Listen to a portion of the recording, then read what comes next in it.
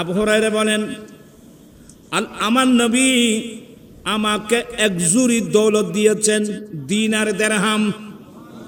এই আবু হুরায়রা, তোমাকে দিনার দিরহামের একটা আমি জুড়ি দিলাম, তুমি এদিকে চেও না, শুধু তোমার যা লাগবে বিসমিল্লাহ করে হাত দেবে, ওখান থেকে নিয়ে খরচ করবে, ওখানে কত আছে কত নাই এই হিসাব তুমি করিও না। আবু হুরায়রা বলেন, দয়াল নবী, আমি আবু হুরায়রাকে এক তোলা দিনার দিরহাম দিয়েছেন। তো একজনে আবু হুরায়রার কাছে একটা প্রশ্ন করা হয়েছিল, আবু হুরায়রা, জীবনে তোমার উপর বড় বড় দুটো মুসিবত একসাথে আসছে, এমন কোন ঘটনা আছে? এলমের আলোচনা, যেগুলো আমরা মুমিন মুসলমান যারা আছি আমাদের জন্য সবচেয়ে বড় সম্পদ হলো ইলমে দ্বীন। আল্লাহ নিজে কোরআন শরীফের মধ্যে কি বলছেন জানেন? কুল রব্বি জিদনি ইলমা। আল্লাহ নিজে শিখিয়ে দিচ্ছেন, হে রাসূল, খেতাব যদিও আমার রাসূলকে বলছেন, কিয়ামত পর্যন্ত আনে ওয়ালে ওলামাদেরকে বলছেন, তোমরা বলে দাও, এভাবে ফরিয়াদ করো, আল্লাহ তুমি আমাকে ইলম বাড়িয়ে দাও, আল্লাহ তুমি আমাকে জ্ঞান বাড়িয়ে দাও, আল্লাহ তুমি আমাকে ইলমে দ্বীন, ইলম বলতে ইলমে দ্বীন, শরীয়তের ইলম, তরিকতের ইলম, হাকিকতের ইলম, মারফতের ইলম, আল্লাহ তুমি আমাদেরকে ইলমে দ্বীন দান করো, ইলমে নাফে নসিব করো। আর মনোযোগ আছে না? নাই। আগে কেন মন ঠিক করো, কষ্ট করে এসে দেবে, খামল লাগাও না। আল্লাহ নিজে শিখিয়ে দিচ্ছেন যে আমরা আল্লাহর কাছে কোন সম্পদের জন্য দোয়া করব। আল্লাহ বলেন, তোমরা এভাবে দোয়া করো যে আল্লাহ তুমি আমাকে ইলম বাড়িয়ে দাও। শরীয়ত ইলম বলতে শরীয়তের ইলম, তরিকতের ইলম, মারফতের ইলম, যে ইলমের কারণে আল্লামা সুলতানুল ওয়াইজিন আহসানুজ্জামান রহমতুল্লাহ হয়েছে, আল্লামা ইমাম হাশমি হয়েছে, এভাবে জগৎ বাসা বাসা বলি গৌস কুতুব মুহাদ্দিস মুফতি হয়েছে। আল্লামা আহসানুজ্জামান রহমতুল্লাহ আমার ভাই ফুরকান হাশমি হুজুরের কিছু মলফুজাত যেগুলো বর্ণনা করেছেন, এসে এগুলো হুজুরের মন গড়া কথা, এগুলো কোরআন শরীফের আয়াত। সুম্মা আওরাসানাল কিতাবাল্লাযীনা মিন ইবাদিনা ফামিনহুম যালিমুন লিনাফসিহি ওয়া মিনহুম মুকতাসিদ ওয়া মিনহুম সাবিকুন বিল খায়রাত বিইজনিল্লাহ। অবশ্য ঠিক আছে না? আল্লাহ বলেন, আমার বান্দাদের মধ্যে আমি যাদেরকে ইলমে দ্বীনের জন্য আমি নির্বাচিত করেছি, আল্লাহর বান্দাদের মধ্যে যাদেরকে আমি কিতাবের ইলম বানানোর দেওয়ার জন্য, ওয়ারিস বানানোর জন্য নির্বাচিত করেছি। তো আল্লাহ প্রথমে বলছেন, ফামিনহুম যালিমুন লিনাফসিহি, তাদের মধ্যে কিছু আলেম যারা নিজের নফসের উপর জুলুম করে। দেখেন আল্লাহ এগুলো বলে দিয়েছেন, অর্থাৎ যারা নফসের উপর জুলুম করে মানে আলেম, কিন্তু যে ইলম শিখছে সে ইলমের উপর কি নেই? আমল নেই। ইলম আছে কিন্তু আমল নেই, অর্থাৎ আমল নেই, আমল ছাড়া আলেম। আমাদের মতো আর কি, আমাদের আমল ছাড়া আমরা ইলম পড়ি, অনেক বড় বড়, কিন্তু আমল নাই। আছে না? এই ধরনের আছে না?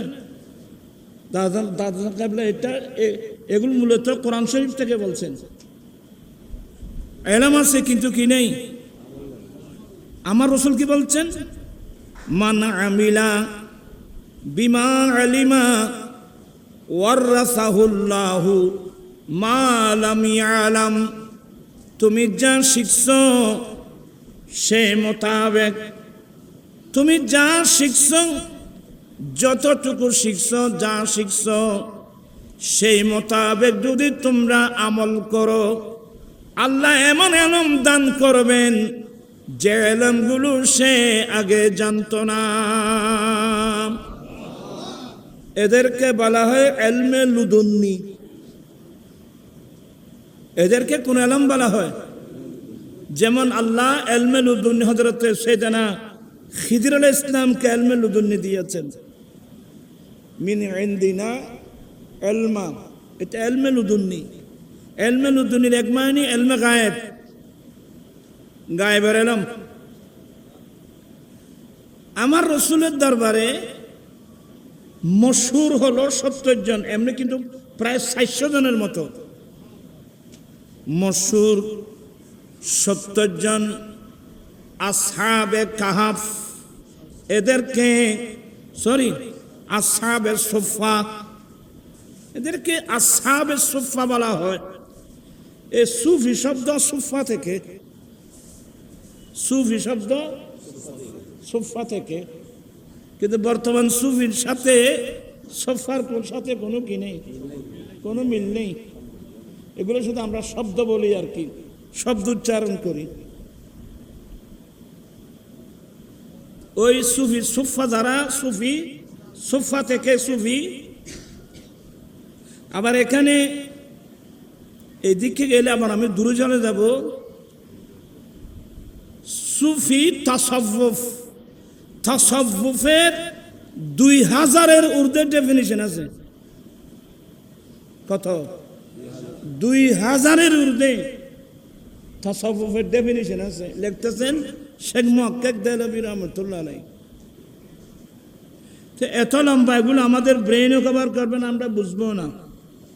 তো প্রথম আসহাবে সুফা থেকে, সুফি মানে ওদেরকে আল্লাহর কোরআন বলছেন লিল ফুকারাইল্লাযীনা উহসিরু ফি সাবিলিল্লাহ। ওরা ফকির, ওরা গরিব, কাঙ্গাল, ফকির, যারা আত্মনিয়োগ দিয়েছিলেন সম্পূর্ণ দ্বীনের জন্যে। সুবহানাল্লাহ। ওরা আত্মনিয়োগ দিয়েছিলেন কিসের জন্যে? আর সহযোগিতা করিবে। আমার আল্লাহ বলেন লা ইয়াস্তাতিউনা দারবাম ফিল আরদ। এরা এমন গরিব, এরা এমন কাঙ্গাল যাদের কোনো ব্যবসা বাণিজ্য ছিল না, যাদের কোনো ব্যবসা বাণিজ্য ছিল না। লা ইয়াস্তাতিউনা দারবাম ফিল আরদ। অবা আও সাউদুল আরকান সহযোগিতা করুন। এরপরে অর্থাৎ এরা কোনো ব্যবসা করে না, এরা কোনো কৃষিকাজও করে না, এরা কোনো চাকরিজীবী নয়। এবং ইয়াহসাবুহুমুল জাহিলু আগনিয়া, যারা অজ্ঞ মানুষ এরা এদেরকে বড় তাওয়াঙ্গর মনে করত।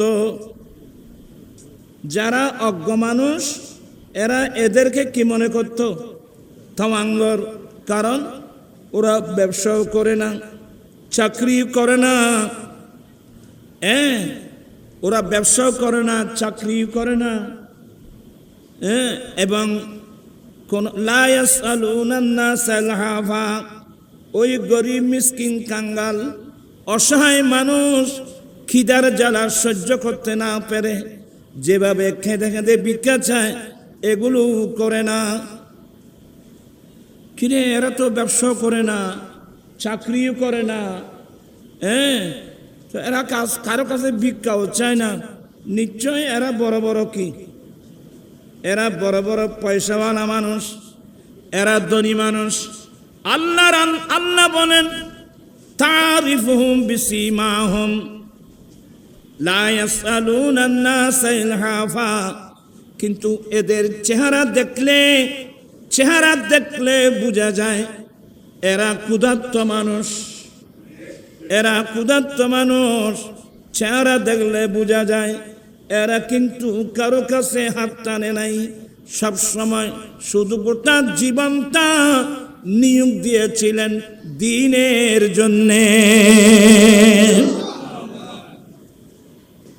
দ্বীনের জন্যে গোটা হায়াতটা নিয়োগ দিয়েছেন এই শরীয়তের ইলম, তরিকতের ইলম, হাকিকতের ইলম, মারফতের ইলম, ইলমে দ্বীনের জন্যে ওরা আত্মনিয়োগ দিয়েছিলেন।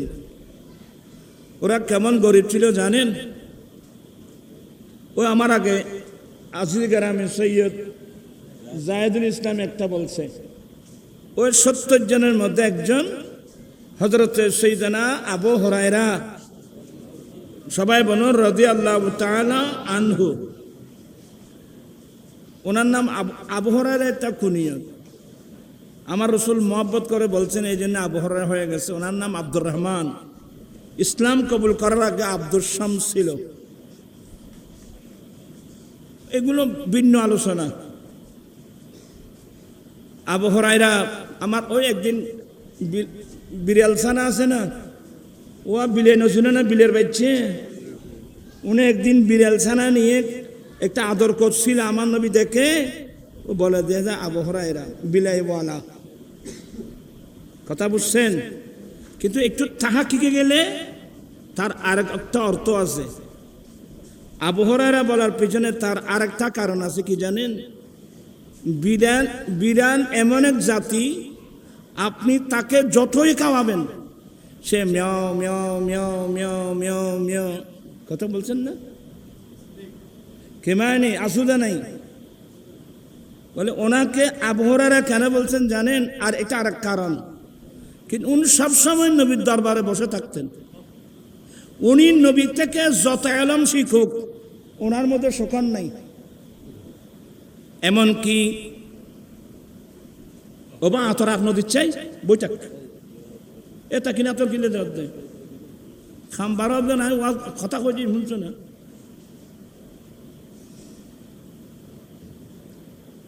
হযরতে আবু হুরায়রা রাদিয়াল্লাহু তাআলা আনহু এমন একজন ব্যক্তি, আমার রসুলের হুজরা শরীফের দরজা যদি বন্ধ থাকত, কারণ আল্লাহ তো আয়াত নাযিল করছেন, সাবধান তোমরা আমার নবীকে অন্য মানুষকে যেভাবে ডাকো আমার নবীকে সেভাবে ডাকবা না।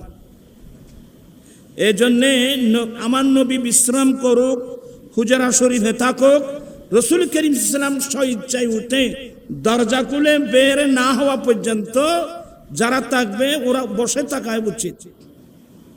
তো ওই সাহাবা একরামদের মধ্যে শুধু একজন, উনি হচ্ছেন আবু হুরায়রা রাদিয়াল্লাহু তাআলা আনহু।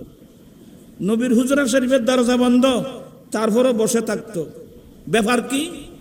বলে আমার নবী কোন সময় হুজরা শরীফের দরওয়াজা খুলে কোন হাদিসটা বর্ণনা করবেন, এটা শোনার জন্যে আমি দরবারে মুস্তাফায় বসে থাকতাম।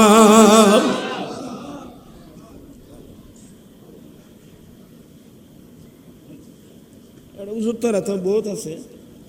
বুখারী শরীফে আবু হুরায়রা নিজে বলছেন, শাকান নাস, আমার বন্ধু বান্ধব আমি আবু হুরায়রার বিরুদ্ধে শিকায়ত করে, আমার বন্ধু বান্ধব আমার বিষয়ে শিকায়ত করে যে আবু হুরায়রার আগে ঈমান আনছে এমন সাহাবা অনেক, ওরাও তো এতগুলো নবীর হাদিস বর্ণনা করতে পারে নাই, আবু হুরায়রা এতগুলো হাদিস বর্ণনা করে করতে গেলে।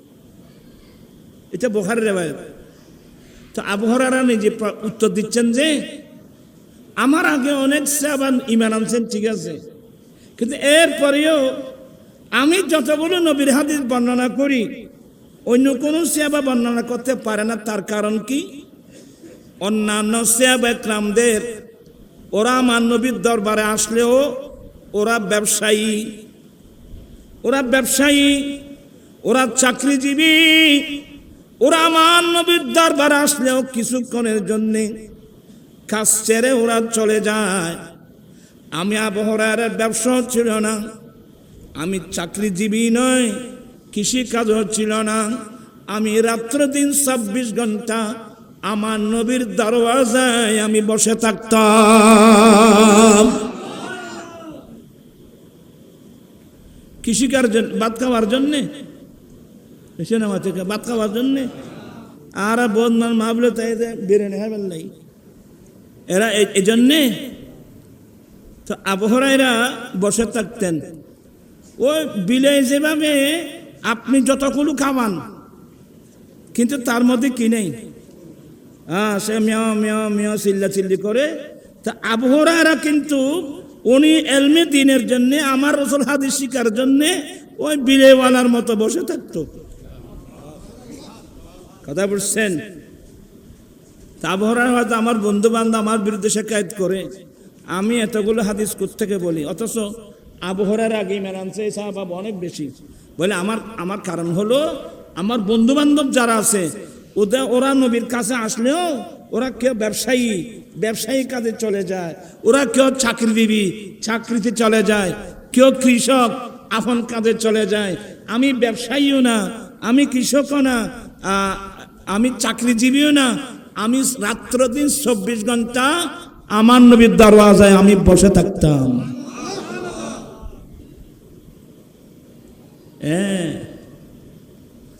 सायलो उनकी गली में जा पड़ो, ना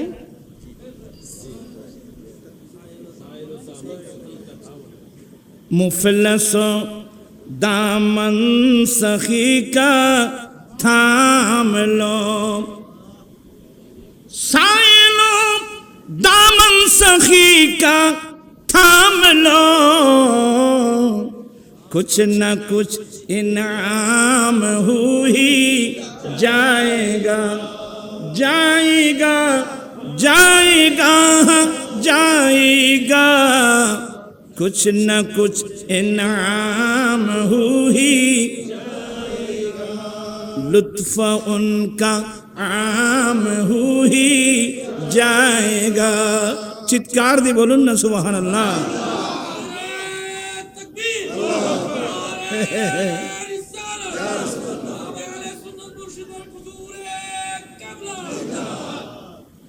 আহা, এই যে বই চাইলো খাইব না, ওই না মাথাটা খাইতো না বলে। আবু হুরায়রা বলেন, কথা কেন লম্বা গেলে খড়া বাজে আর কেন কই, হাফিজতু মির রাসূলিল্লাহি সবাই বলুন সাল্লাল্লাহু আলাইহি ওয়াসাল্লাম ভিয়া আইন আই জারফাইন। ইমাম বুখারীর কিতাবুল ইলমের মধ্যে নকল করেছেন। আবু হুরায়রা বলেন, আমি আমার নবীর দরবারে থেকে আমি আমার দেল নবী থেকে 2 পেয়ালা এলম হেফা শিখছি। 2 পেয়ালা আমি ভিয়াইন আই জারফাইন, আমি 2 জরব, আমি 2 পাত্র এলম জ্ঞান আমি আমার দেল নবী থেকে হেফাজত করেছি। ফাম্মা আহাদুহুমা ওই 2 পেয়ালা 2 পাত্র এলমের মধ্য থেকে 1 পাত্রের এলম আমি মানুষের কাছে প্রকাশ করে দিয়েছি। ওয়াইন বাসাস্তুল আখার, আরেক প্রকার আরেক পাত্রের এলম যেগুলো আমি আমার দেন নবী থেকে শিখছি, আমি যদি এগুলো প্রচার করতাম প্রকাশ করতাম, ফাকুতিয়া হাযাল বুলুম, আমার কণ্ঠনালীর উপর দিয়ে তরবারি চলতো। আর রাসূল দৌড়াইতে খাফালা শিখে হচ্ছে এলম শরীয়তের এলম, তরিকতের এলম, হাকিকতের এলম, মারফতের এলম। 2 পেয়ালা মানে এটা 10টা ব্যাখ্যা আছে। 10 ব্যাখ্যার মধ্যে একটা ব্যাখ্যা হলো একটা শরীয়তের এলম আর একটা তরিকতের এলম। এই তরিকতের এলমগুলো গোপন করতে হয়, অনেক সময় মাঠে ময়দানে এগুলো বলা যাবে না। এই হাদিসের আরেকটা ব্যাখ্যা আছে ফাতহুল বারি শারহে সহিহ বুখারীর মধ্যে, যে আবু হুরায়রা যে আরেক পেয়ালা ইলম আমার নবী থেকে শিখছে, এটা প্রকাশ করলে কন্তনালীর উপর দিয়ে তরবারি চলতো, এটা কোন ইলম? আমার নবী আবু হুরায়রাকে গায়েবী ইলম দান করেছেন। গায়েবী ইলম কি? 61 হিজরিতে ময়দানে কারবালায় জালেম এজিদিরা আমার নবীর আওলাদকে শহীদ করে দিবে, সমস্ত ঘটনা আমার নবী আবু হুরায়রাকে বলে দিয়েছেন। সুবহানাল্লাহ। আমার নবী সমস্ত ময়দানের কারবালার ঘটনা, আমার নবীর আওলাদের উপর কেমন জুলুম চলবে, জালেম ইয়াজিদিরা কি করবে না করবে, শহীদ করে দেবে, সমস্ত ঘটনা আল্লাহ হযরতে সাইয়েদনা আমার নবী আবু হুরায়রা রাদিয়াল্লাহু তাআলা আনহুকে বলে দিয়েছিলেন। যেদিন থেকে নবী এই কথাগুলো বলে দিয়েছিলেন, সেদিন থেকে আবু হুরায়রা আল্লাহর কাছে দুটো দোয়া করতেন, আল্লাহুম্মা ইন্নী আউযু বিকা মিন রাসিস সিত্তিনা ওয়া ইমারাতিস সিবিয়ান। আল্লাহ, আমি আবু হুরায়রা তোমার কাছে 60 হিজরি থেকে ফানা চাচ্ছি, 60 হিজরির মাথা আশা থেকে আমি তোমার কাছে ফানা চাচ্ছি। আর নবী গায়েবী ইলম জানে, জানো? আর নবী গায়েবী ইলম দান করেন, যেমন আবু হুরায়রাকে দিয়েছেন। 61 হিজরিতে আহলে বাইত রাসূলের উপর কত বড় নির্যাতন নেমে আসবে, সমস্ত ঘটনা আমার নবী আবু হুরায়রাকে বলে দিয়েছেন। সেদিন থেকে আবু হুরায়রা আল্লাহর কাছে দুটো দোয়া করতেন, আল্লাহুম্মা ইন্নী আউযু বিকা মির রাসিস সিত্তিনা, আল্লাহর 60 হিজরির মাথা থেকে আশা থেকে আমি তোমার কাছে ফানা চাচ্ছি।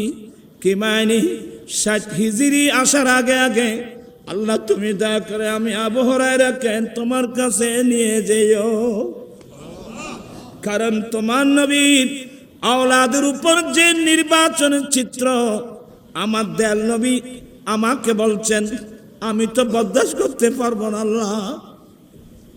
আল্লাহ 60 হিজরি আসার আগে আগে আমি 60 হিজরির মাথা থেকে মানে 60 তোমার কাছে ফানা চাচ্ছি, এক নম্বর। দ্বিতীয় নম্বর, ওয়া ইমারাতিস সিবিয়ান, ছোট বাচ্চাদের নেতৃত্ব থেকে, ছোট বাচ্চা রাষ্ট্রপতি হওয়া থেকে আমি তোমার কাছে ফানা চাচ্ছি। কি মানে ওই সময় আমির মুআবিয়া রাদিয়াল্লাহু তাআলা আনহুর ইন্তেকালের পরে এজিদ মুসলিম বিশ্বের খলিফা হওয়া, এটা ছোট বাচ্চার নেতৃত্ব, এটা ছোট বাচ্চার নেতৃত্ব। এতগুলো মুরব্বী থাকতে ছোট বাচ্চার নেতৃত্ব। আল্লাহ, আমি ইমারাতুস সিবিয়ান থেকে তোমার কাছে ফানা চাই। গুরু ভুয়া যদি রাষ্ট্রনায়ক হয়, গুরু ভুয়া এই হইতাম গেলে বাইফত 108 গাল বাজার হইব। ইয়ার দেশের নেতৃত্বে গুরু গুরু কতুন বল ই হলে বা তোমারা গাল ফুলে বইতে হবে। ইন বেকিং কিয়ামতের আলামত তো পাইব। এত বড় জগৎ বাসা বাসা বড় বড় মুরব্বী দার্শনিক, বড় বড় জ্ঞানী গুণী প্রফেসর থাকতে ছোট ছোট বাচ্চারা নেতৃত্ব দিচ্ছে, এগুলো কিয়ামতের আলামত বাবা। একবার এক কাম হই আর দুর্নামী আমাদের সল দিয়াল তাইলি গরুর দোকান নয়তো কথা বুঝছো না। এখন আর এন যুগতা আগে ওই হযরত আবু হুরায়রা রাদিয়াল্লাহু তাআলা হাদিসের কথা মনে পড়ছেন। আল্লাহুম্মা ইন্নী আউযু বিকা মিন রাসিস সিত্তিনা ওয়া ইমারাতিস সিবিয়ান, এগুলো সহিহ হাদিস। আবু হুরায়রার দুটা দোয়া আল্লাহর দরবারে এমন কবুল হয়েছে, 60 হিজরি আসার আগে আগে আবু হুরায়রা আল্লাহর কাছে নিয়ে গিয়েছিলেন। তো আলোচনা কিন্তু অনেক দূরে চলে গেল। তা আমি আবু হুরায়রা বলছেন, আমি আমার নবী থেকে 2 পাত্রের এলম শিখেছি। এক পাত্রের এলমের কথা আমি মানুষকে প্রকাশ করে দিয়েছি, আরেক প্রকারের এলম যদি আমি প্রকাশ করতাম, আমার কণ্ঠনালীর উপর দিয়ে তরবারি সত্যমায়নি। এই যে 61 হিজরির ঘটনা, এগুলো যদি আমি আগাম নবীর হাদিস মোতাবেক বলে দিতাম, এই জিদিরা ওই গোষ্ঠীরা আমার উপর আমাকে জবে করাই দিত। এখানে অনেক ইঙ্গিত আছে, এতগুলো কথা আমি আপনাদেরকে বলতে পারবো না। হযরত সাইয়েদনা আবু হুরায়রা, এটা কথা আরো আছে, সমস্যা রাত বেশি গিয়ে। আবু হুরায়রা বলেন, আমি আমার নবীর একটা হাদিস কিন্তু বলি নেই বয়ে, আমি নবী থেকে অনেক হাদিস শিখছি, আরোগ্য হইনি। আবু হুরায়রা বলেন, আমি রাসূল করিম সাল্লাল্লাহু আলাইহি ওয়াসাল্লামের অসংখ্য হাদিস আমি হেফজ করি, আমি শিখি, কিন্তু ভুলে যায়। ওইখানে মাথাকা আমি পড়ি কিন্তু আমি ভুলে যাই। তো না বলার ওষুধ আমার নবীর কাছে আছে না? নবীর কাছে নাই এমন কোনো জিনিস তো নাই। হ্যাঁ, ইয়া রাসূলুল্লাহ, ইয়া হাবিবাল্লাহ, আমি আপনার এতগুলো হাদিস শুনে হেফজ করি, কিন্তু ইয়া রাসূলুল্লাহ আমি তো এগুলো ভুলে যাই। আমি আপনার থেকে হাজার হাজার হাদিস শুনি শিখি, কিন্তু ইয়া রাসূলুল্লাহ আমি ভুলে যাই। সাথে সাথে আমার নয় বলেন, উবসুত রাদাকা ইয়া আবু হুরায়রা, আবু হুরায়রা তোমার গায়ের চাদরখানা বিছায় দাও। আবু হুরায়রা তুমি তোমার চাদরখানা কি করো? বিছায় দাও। আবু হুরায়রা দেরি না করে চাদরখানা বিছাই দিলেন। আমাদের নবী আবু হুরায়রা 4 কোণী একটা চাদর, কয় কোণী? 4 কোণী একটা চাদর, 4 কোণা ধরে উপর দিকে যখন টান দিলেন, নিচের দিকে জুরির মতো হয়ে গেল। তখন আমার নবী বলেন, এ আবু হুরায়রা নাও, এক থলে দিবেন দিয়া। আবু হুরায়রা নাও। আবু হুরায়রা বলেন, যেদিন থেকে আমার দেল নবী আমাকে একেবারে এলমের জুড়ি দিয়েছেন, সেদিন থেকে আমি আমার দেল নবীর একটি হাদিস আমি ভুলি নাই।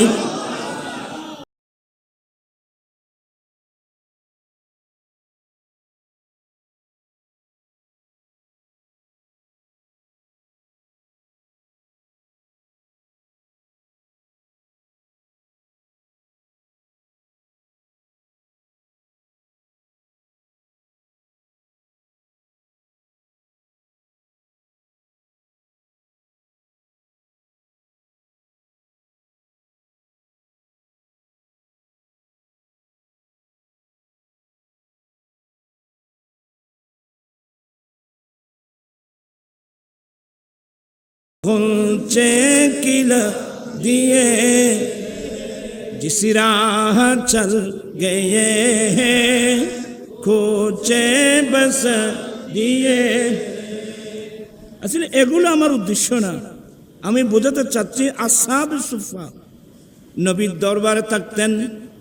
ওরা এমন গরিব, ইমাম সোহাইলি আর রাউদুল উমফ এই কিতাবে লিখছেন, নকল করছেন। এরা এমন গরিব ছিল, উপরের দিকে কাপড় টানলে নিচে খুলে যেত, একটু নিচের দিকে করলে উপরে খুলে যেত, এমন গরিব। কিন্তু পয়সার দিকে কোনো খেয়াল, কথা বলছে না কেন? দিনার দেরহামের দিকে তাদের কোনো খেয়াল নাই। আমার ভাইয়েরা, এদের খেয়াল হলো আমার দয়াল নবীর, একদিক দিয়ে আমার নবীর নূরানি চেহারা দেখা, দ্বিতীয় নম্বর আমার দয়াল নবীর জবান থেকে বর্ণিত হাদিসগুলো মুখস্থ করে হেফাজত করা। সুবহানাল্লাহ বলবেন না? ইয়ারা ফাফারা দি এটা কত বড় খদ খদমে বুখারী আইনি অনুসাই কোরআন শরীফ কত মাইল নিয়ে যায়। আর একটা খেয়াল, এরাদের খেয়াল হলো 24 ঘন্টা আমার নবীর দরবার থাকতেন। ওই জাহেদুল ইসলামের কথা বলতে চেয়েছিলাম।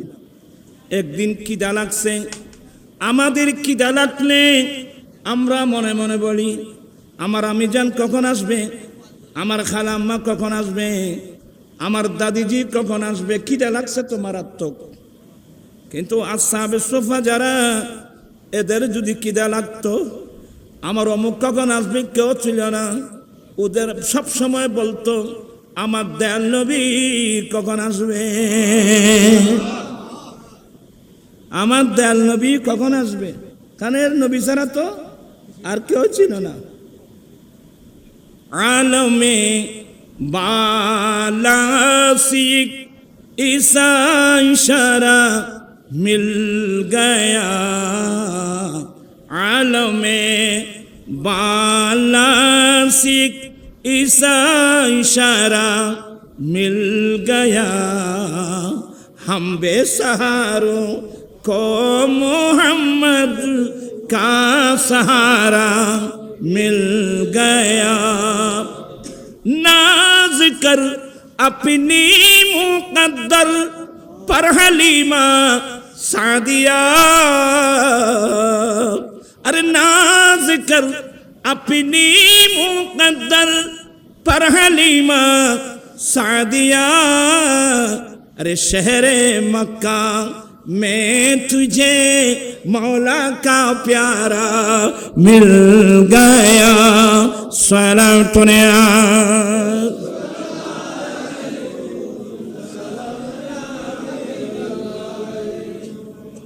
আবু হুরায়রা বলেন আমি নবী থেকে যত হাদিস শিখছি একটা হাদিস আমি বলি নাই বয়ে,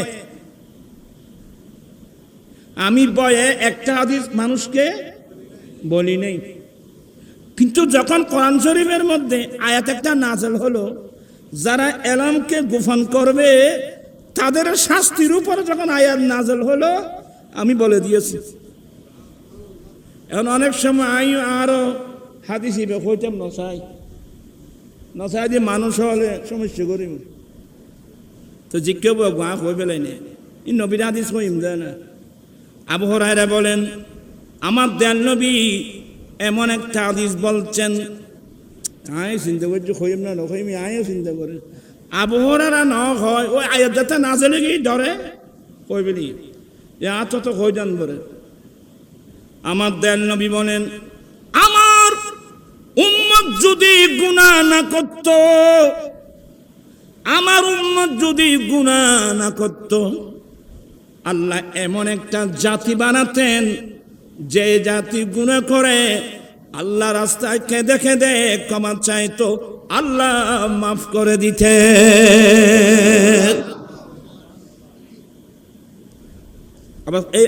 আবার সাইউ ইয়াই তারা দেখুনি গুনাহ নগরলে তিন অপরাধ।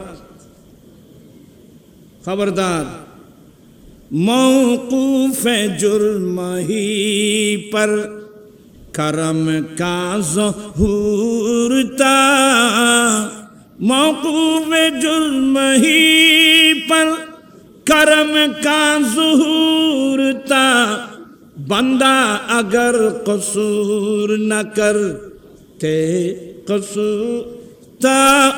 आतो डर लगे होते ছাই আবার আশা করো হতে বন্দায় গুণা নগরলি গুণ, কারণ আর গুণ নগরলে মাফ করিব হারে তোর বান্ধব বেকুব শুনতে কত বুঝিস। আল্লাহর নাম গফুর, আল্লাহর নাম গফফার। শুধু গফুর গফফার না, আল্লাহ দয়া মায়াকে 100 দয়া মায়া বানিয়েছেন। আল্লাহ দয়া মায়া কয় ভাগ? এগুলো কেন বাজ করছি মনে ভাবছেন? আল্লাহর দয়া মায়া রহমত 100 আল্লাহ 100 দয়া মায়া বানিয়েছেন। 100 দয়া মায়া থেকে বিশ্ববাসীকে, শুধু বিশ্বের মধ্যে মানুষ নয়, গরু ছাগল থেকে আরম্ভ করে গোটা বিশ্ববাসীকে আমি দয়া মায়া দান করেছি এক ভাগ, বাকি 99 ভাগ দয়া মায়া আল্লাহ নিজের কাছে রেখে দিয়েছেন। আল্লাহর নাম গফুর, আল্লাহর নাম গফফার, আল্লাহর নাম জব্বার, আল্লাহর নাম রহমান, আল্লাহর নাম রহিম। খবরদার সাইয়ু গুণ করছে কই যেন, আসলে আমরা গুণ থেকে বাঁচতে পারবো না। মেন কথা হলো এটাই। তারপরেও বাঁচার কি করতে হবে? চেষ্টা করতে হবে। তারপরেও অনেক সময় গুণ হয়ে যাবে। কতক্ষণ গুণ এ গরমে দিতে এলাম তো ওরে ফেরা ফেরা বেগুন হয়তো ফোড়ন নদীর ফেরা কেন আসতে না, এখন ফেরার না কিছু খাস গণ্য পারি তো ফোড়ন আনি ফেরাই, ফোড়ন আনি দিতে দিই ফেরাই বেগুন কি এনে এনে এই নগরের যে খোয়া যার খকুটি গুণ ইয়ে করতে নি ভাই।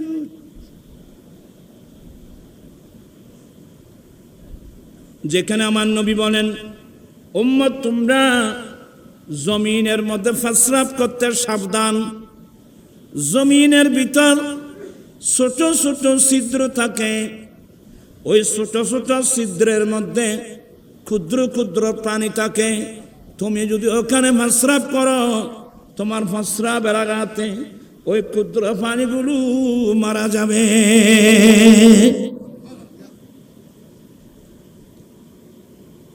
কেন করি বাচ্চুম কোন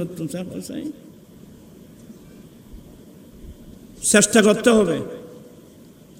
কি করতে হবে? আচ্ছা যাই হোক, আর এদেশে যাব না, আর মা তো এমনি ঠিক নেই। আবু হুরায়রা বলেন,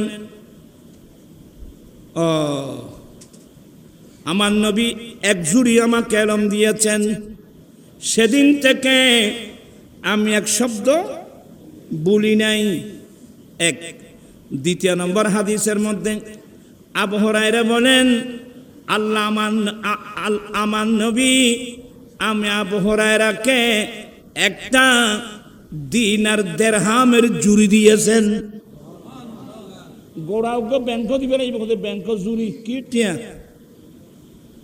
তোরা হইলে এখন জুরেন না মানুষ। আবু হুরায়রা বলেন, আমার নবী আমাকে এক জুরি দৌলত দিয়েছেন, দিনার দিরহাম। এই আবু হুরায়রা, তোমাকে দিনার দিরহামের একটা আমি জুড়ি দিলাম, তুমি এদিকে চেও না, শুধু তোমার যা লাগবে বিসমিল্লাহ করে হাত দেবে, ওখান থেকে নিয়ে খরচ করবে। ওখানে কত আছে কত নাই এই হিসাব তুমি করিও না। আবু হুরায়রা বলেন, দয়াল নবী আমি আবু হুরায়রাকে এক তলে দিনার দিরহাম দিয়েছেন। তো একজনে আবু হুরায়রার কাছে একটা প্রশ্ন করা হয়েছিল, আবু হুরায়রা জীবনে তোমার উপর বড় বড় দুটো মুসিবত একসাথে আসছে এমন কোন ঘটনা আছে? তোমার আর কথা না বুঝো ফল। আবু হুরায়রা, তোমার জীবনে বড় বড় দুটি মুসিবত একসাথে আসছে এমন কোন ঘটনা আছে? আবু হুরায়রা বলে, হ্যাঁ আছে। বলে কি কি? বলে ভাই, একটা হলো আমার নবীর দেওয়া দিনার দিরহামের জুরিটা আমি হারিয়ে ফেলছি, এক মুসিবত। দ্বিতীয় নম্বর মুসিবত, আমার নবীর জামাতা হযরত ওসমান রাদিয়াল্লাহু তাআলা আনহুর শাহাদাত। একটা হলো হযরত ওসমান রাদিয়াল্লাহু তাআলা আনহুর শাহাদাত, আরেকটা মুসিবত হলো আমার দয়াল নবী আমাকে যে দিনার দিরহামের জুরি দিয়েছিল আমি ওটা কি হারিয়ে ফেলছি। এই বড় বড় দুটো মুসিবত একসাথে একত্রিত হয়েছে, এগুলো সুবহানাল্লাহ। আচ্ছা বাবা আব সব কথা বাদ দিলে ভাড়া বাদ দিয়ে ইন্নালিল্লাহ। আচ্ছা যাই হোক, আর ব্যাপার কামড় গেল ঐক্য লাগে এখন তো তুললাম। বলতে চাচ্ছিলাম এনে ফুলি লাভ পান কি আমরা বাংলাদেশ তথা বিশ্বের অধিকাংশ মুসলমান মুস্তাফার দরওয়াজা ফেলে আমরা ভিন্ন দিকে চলে গেছি, যার কারণে আজকে বিধর্মীরা আমাদেরকে মারতেছে। আমরা তো নবীর দরওয়াজা ছেড়ে চলে গেছি। নিয়ামত বলেন, বরকত বলেন, এলম বলেন, জ্ঞান, সবগুলো তো মুস্তাফার দরওয়াজা, সবগুলো তো আমার নবীর দরওয়াজা। আমরা তো নবীর দরওয়াজা ছেড়ে দিয়েছি। रहमत का खजाना उन्हें मौला ने दिया है, जो हमको मिला है वो मुहम्मद से मिला है, जो हमको मिला है वो मुहम्मद से मिला। रहमत का खजाना उन्हें मौला ने दिया है, जो हमको मिला है वो मुहम्मद से मिला। रहमतेर भांडार আল্লাহ দিয়েছেন আমার নবীকে, এবং আমরা যা পেয়েছি দরবারে মুস্তাফা থেকে। আসহাবে সুফা দুনিয়ার কোন দাগ তাদের শরীরে লাগে নাই। কথা বুঝছেন? আরেকজনের কথা বলবো। আমার নবীর ইসলামিক ট্রেজারি, ইসলামের ট্রেজারি বাইতুল মাল যাকে বলে, রাষ্ট্রীয় কোষাগার, ইসলামী রাষ্ট্রীয় কোষাগার কার নিয়ন্ত্রণে ছিল? আমার নবী এমন একজন ব্যক্তির হাতে রাষ্ট্রীয় কোষাগার দিয়েছিলেন, উনি হচ্ছেন বেলাল রাদিয়াল্লাহু তাআলা। উনি একজন অভাবী মানুষ। বাড়ি কোথায়? বাড়ি হলো আফ্রিকায়, লোহিত সাগরের অপর পারে। বর্তমান যে দেশের নাম ইউটোপিয়া। কালো মানুষ, নেগ্রো মানুষ। এক সময় এমন গরিব উমাইয়া ইবনে খলফের কৃতদাস ছিল। হযরতে বেলালের আম্মা হাম্মামা, সেও দাসী ছিল, ছেলেও দাস, মাও দাসী ছিল। এমন গরিব মিসকিন কাঙ্গাল। আমার নবীর যখন সোহবত পেয়ে গেল, আমার নবীর যখন কলমা পড়লেন, কলব যখন নবীর ইশকের আগুন জ্বলতে চেয়েছিল, বেলালের জীবন, যিনি পৃথিবীর সবচেয়ে একটা নিকৃষ্ট মানুষ, সে হয়ে গেল সবচেয়ে উৎকৃষ্ট মানুষ সাহাবায়ে কেরামদের মধ্যে। হযরতে বেলাল রাদিয়াল্লাহু তাআলা আনহু ওনাকে দিয়েছিলেন বাইতুল মালের দায়িত্ব, ইনচার্জ। বাইতুল মালে দিনের দিরহাম না থাকলে কারো থেকে দার কর্জ করে আনা, এটাও বেলালের দায়িত্ব ছিল। আবার দিনের দিন আসলে এগুলো ওয়াপস দেওয়ার দায়িত্ব ছিল। এক কথাই ইসলামী ট্রেজারি বেলালের হাতে ছিল। বিশ্ববাসীকে কি শিক্ষা দিলেন? এই বিশ্বের মানুষ, যে বেলাল আফ্রিকার মানুষ, নেগ্রো মানুষ, কালো মানুষ, এক সময় উমাইয়া ইবনে খলফের কৃতদাস ছিল। সে যখন কলমা পড়ে মুসলমান হয়ে গেল, নবীর প্রেমিক হয়ে গেল, তার লাইফের এত বিরাট পরিবর্তন। এমন একজন অভাবী মানুষকে রাষ্ট্রীয় জিম্মাদারি দিল, কিন্তু বেলালের জীবনে কোনোদিন এক পয়সা চুরি করেছিল? এক পয়সা, আজকাল তো মন্ত্রী হলো চুরি করে, কিন্তু বেলাল এক পয়সা চুরি করেছে? বেলালের স্বভাব কি নষ্ট হয়েছে? একজন অভাবী মানুষ, কিন্তু মুস্তাফার আদর্শের কোনো অভাব ছিল না। আরেকজন হলো আবু হুরায়রা। বেলাল তো বাইতুল মালের দায়িত্ব ছিল, রাতের বেলায় বাইতুল মাল পাহারা দেওয়ার দায়িত্ব ছিল আবু হুরায়রার হাতে। আবু হুরায়রা পাহারা দিচ্ছেন, আর তো দায়িত্ব দিলি খোঁতা খাই রুমদি ভরি রুমদি। কথা বুঝছেন? আবু হুরায়রা দায়িত্ব কেমন পালন করছেন? একদিন চোরাইশি চোর একজন চোর এসে বাইতুল মালের দরওয়াজার তালা নাড়ানাড়ি করতেছে। আবু হুরায়রা এসে ঝাঁপিয়ে ধরে, এই আমার নবী আমাকে দায়িত্ব দিয়েছেন বাইতুল মাল পাহারা দেওয়ার জন্য, তুমি চুরি করতে আসছো? তুমি কি মনে করছো আমি ঘুমাচ্ছি? বলে ভাই তো চোর হলে তো বোধ খান, যারা বোধ কিছু জানে। এমন কান্নাকাটি করলো আবু হুরায়রা, ভাইয়া আমার ছোট ছোট বাচ্চা উপবাস, উপবাস দেখলে তোমারও প্রাণ জ্বলবে। এমনি আসি নাই, বিপদের পাশে আসলাম, ভাই আমাকে একটু ছেড়ে দাও না, আমি ওয়াদা দিচ্ছি আমি আর আসবো না। ফজরের আজান হলো, মসজিদ নববীর নামাজ পড়লেন।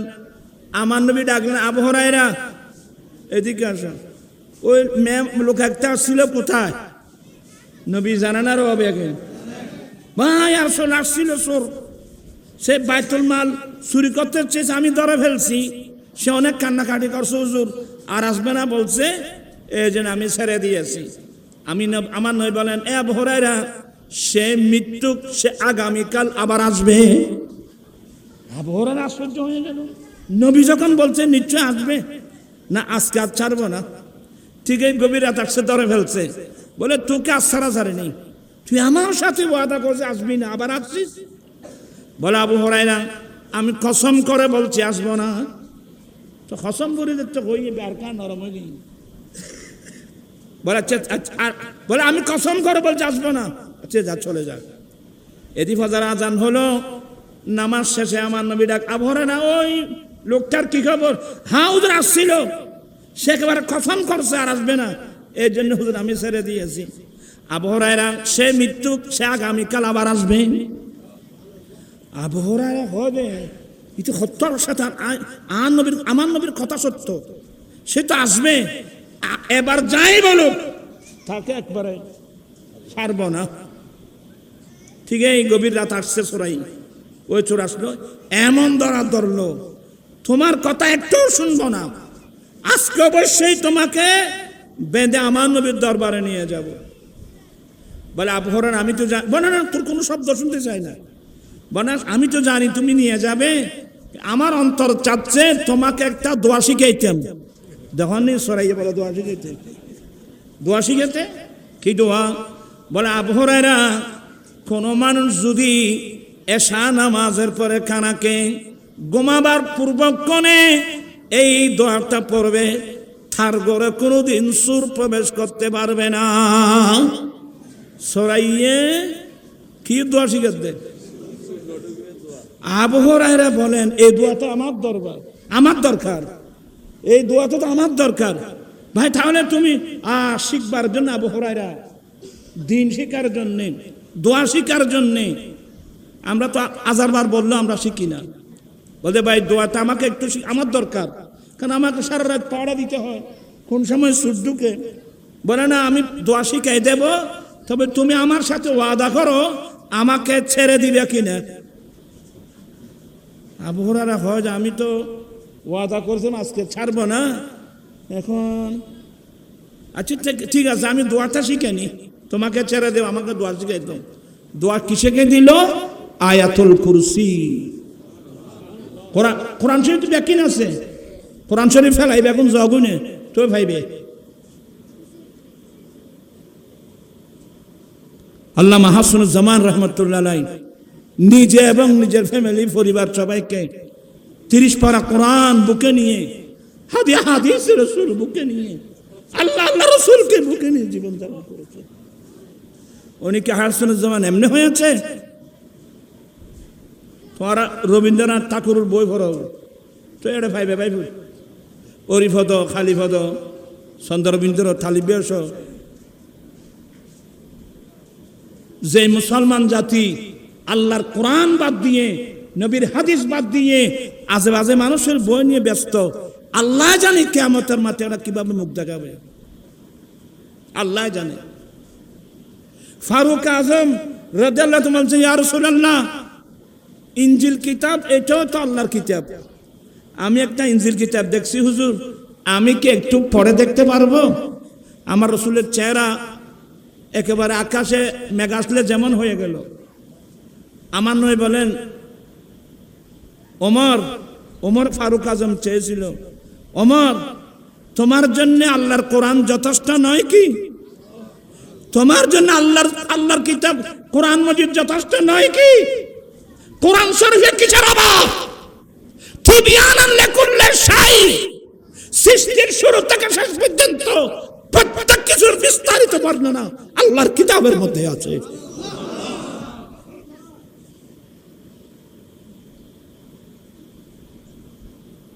আমি আসহাবে সোফার যেগুলো দেখছি পূর্ণ ফয়ুজাত আল্লামা আহসানুজ্জামান রাহমাতুল্লাহ আলাইহির মধ্যে ছিল, এবং উনি এমন ওনার কাছে না, উনি এমন ছেলে মেয়েদেরকে এমন ভাবে গঠন করে গেছেন, এদের সাথে দুনিয়ার কোনো কি নেই, সম্পর্ক নেই। এদের সম্পর্ক আল্লাহ রাসূলের সাথে, দ্বীনের সাথে, মিল্লাতের সাথে, মাযহাবের সাথে। দুনিয়াকে ভালোবাসা লাভটা কি আমাকে বলেন? আপনি হাজার হাজার কোটি টাকার মালিক, হ্যাঁ, আপনি 220টা ফ্যাক্টরির মালিক, অনেক ফ্রাডু ফাজারু বড় বড় দামি গাড়ির মালিক, লাভটা কি? যেগুলোর পিছনে জীবন কাটাচ্ছেন লাভটা কি? সবার মেমোরিতে রাখতে হবে, আমার হায়াতের বাজেট যখন শেষ হয়ে যাবে সব ফেলে আমাকে 3টি সিলাইবিহীন কাপড় নিয়ে আমাকে কবরস্থানে চলে যেতে হবে। বাবিয়া করিও কাজ করিয়া বাবিও না। আব্দুল আলিমের গান জানো না? ইনি তো না জানো? ফরের জাগা ফরের জমিন ঘর বাঁধিয়া আমি রই, আমি তো সেই ঘরের মালিক নই। ফরের জাগা ফরের জমিন ঘর বাঁধিয়া আমি রই, আমি ঘরের মালিক। আজকে ভাই ভাই যুদ্ধ, মারপিট, নেতৃত্ব নিয়ে যুদ্ধ, কর্তৃত্ব নিয়ে যুদ্ধ, জায়গা সম্পদ নিয়ে যুদ্ধ, খারা মারে কোনো দখল কিছু যে 3 গরিবে ঘরে বেগুনত্তন খড়দান করিব। সবাইকে আমাদেরকে কোথায় যেতে হবে? কবরস্থানে যেতে হবে। ওয়ামান ইয়ামাল মিসকালা যাররাতিন খায়রান ইয়ারা ওয়ামান ইয়ামাল মিসকালা যাররাতিন শাররান ইয়ারা। যাররা যাররা হিসাব আল্লাহর কাছে আমাদেরকে দিতে হবে।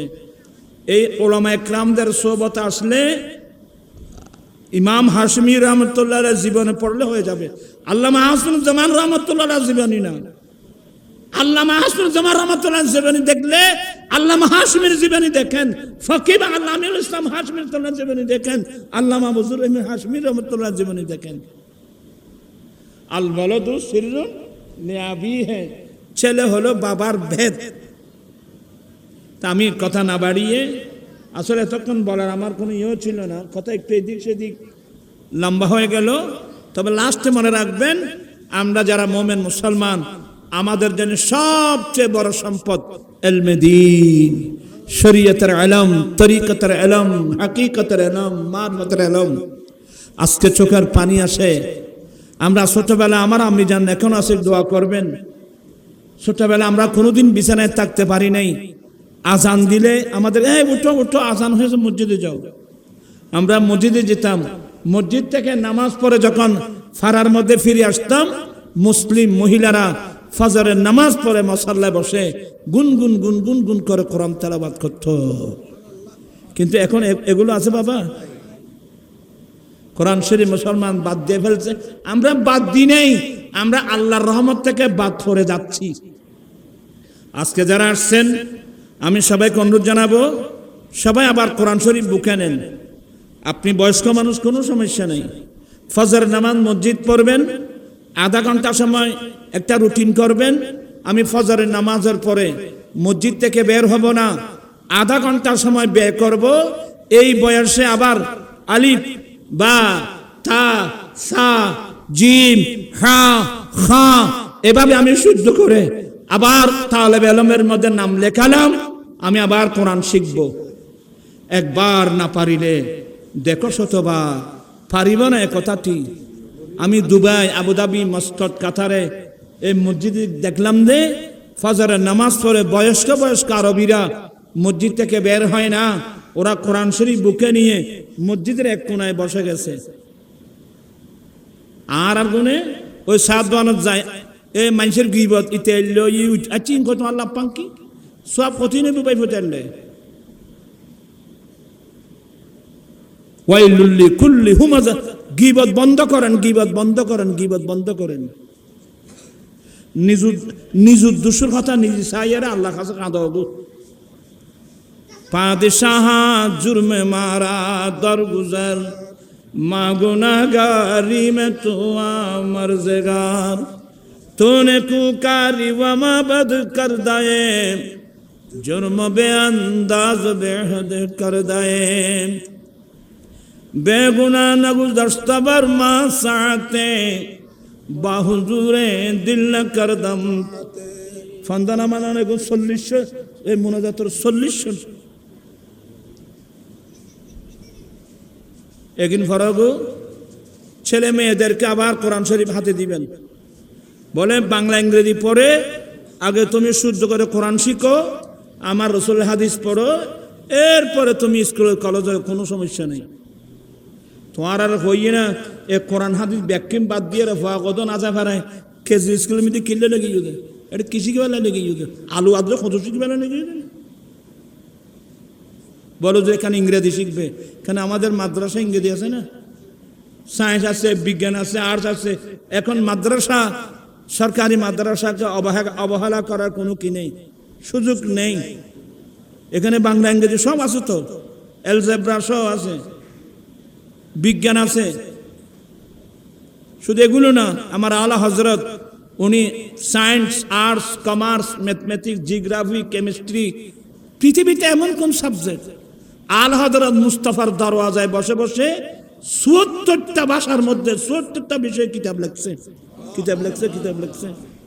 পৃথিবীর ইউনিভার্সিটির মধ্যে এতগুলো সাবজেক্ট নেই। আমার নবীর দরওয়াজায় বসে থাকো। আল্লামা হাসানুজ্জামান রহমতুল্লাহ আলাইহি দরবারে মুস্তাফা থেকে পেয়েছেন। আল্লামা ইমাম হাশমি রহমতুল্লাহ আলাইহি, বজরুল রহিম হাশমি রহমতুল্লাহ আলাইহি, আমির ইসলাম হাশমি রহমতুল্লাহ আলাইহি, এভাবে জগৎ বাসা মুহাদ্দিস, মুফতি, ওয়ালি, গৌস, কুতুব, আবদাল সবাই তো মুস্তাফার দরওয়াজা থেকে পেয়েছেন। অতএব আমরা আবার তওবা করি, আল্লাহ রসুলের দরওয়াজা আসতে হবে কিনা এই আহ্বান জানিয়ে আপনারা সবাই হুজুরের আওলাদ ফরজন যারা আছেন এদেরকে সহযোগিতা করবেন, সুপরামর্শ দিবেন। এই দরবারে যতগুলো কর্মসূচি, অনেক মাদ্রাসা সহ অনেক কর্মসূচি আছে, এগুলো সুন্দরভাবে যেন ওরা আদায় করতে পারে। সবার সহযোগিতা নিয়ে এই মিশন যেন আল্লামা হাশমি রহমতুল্লাহ মিশন যেন কিয়ামত পর্যন্ত জারি থাকে, আল্লাহ সেই তৌফিক দান করুক, আমিন।